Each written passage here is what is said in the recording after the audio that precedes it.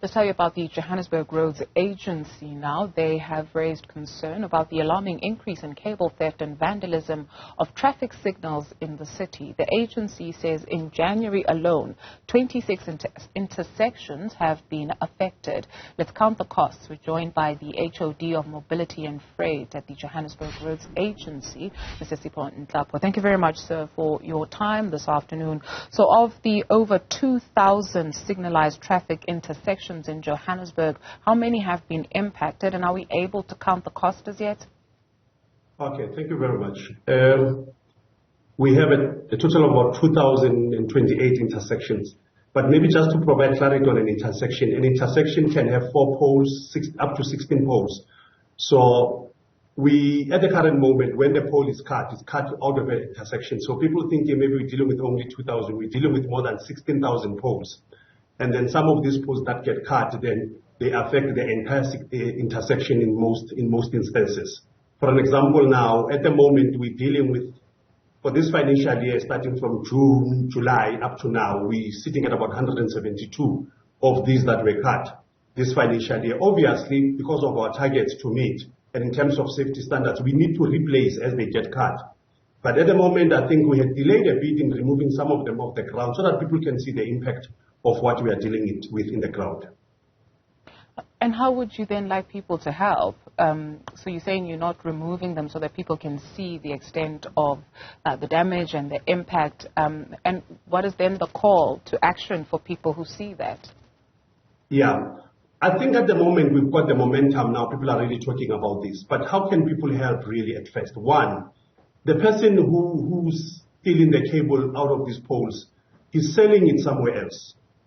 So there's a person who works in that scrapyard that buys this material. You will know that the government had put a moratorium on the sale of copper.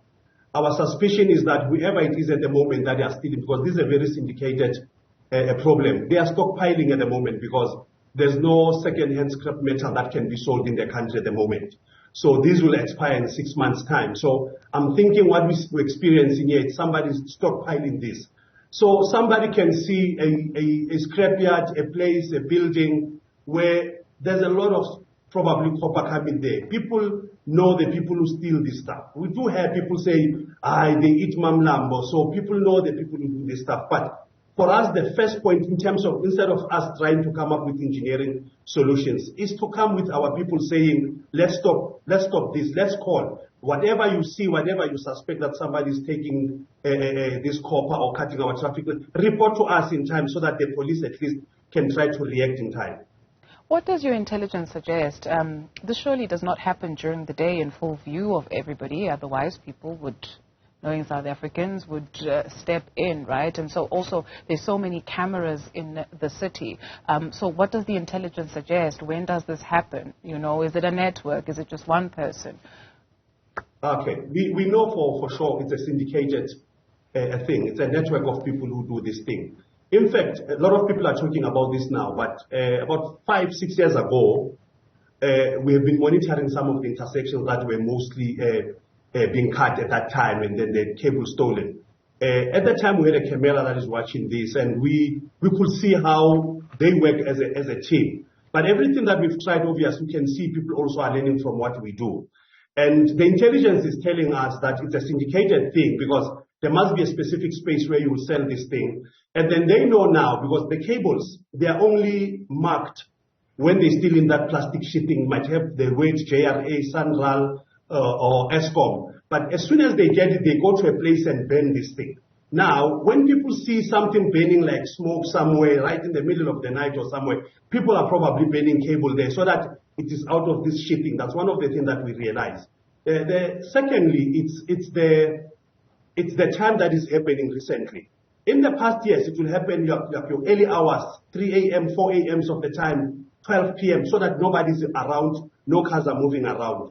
But now with the advent of load shedding, most unfortunately for us, that is happening now because now even the entire area at that point is even more darker. And they also have the confidence, knowing very well that there's no power supply into that intersection at that moment. So the risk of being electrocuted has just been removed. So we've seen the increase with the increase in the number of levels of load shedding, we've also seen an increase with the number of vandalism that is taking place on our intersections.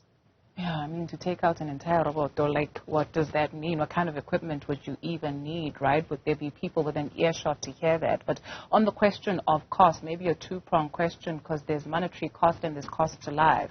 So when these intersections don't work, people get frustrated. There's a high level of accidents. Have you recorded that? And also in the past financial year, which you mentioned, how much did JRA lose? Yes. Usually people don't actually realize the cost of life because you can't even put money into that one. Somebody losing their life because the traffic light was not working properly the way it's supposed to work. The other impact on us as a city, we need to be attracting investors into the city. We need to be attracting people who can bring more to the city. And cities that functions well, one of the elements of functioning well in a better city, it's a city that has a very efficient transportation system, movement system, mobility system across itself. Now, this kind of theft is just not a traffic light that has been taken away, but it's also impact on us as the JRA and the city as a whole, trying to go to a point of actually making our roads more responsive to the cars that are happening.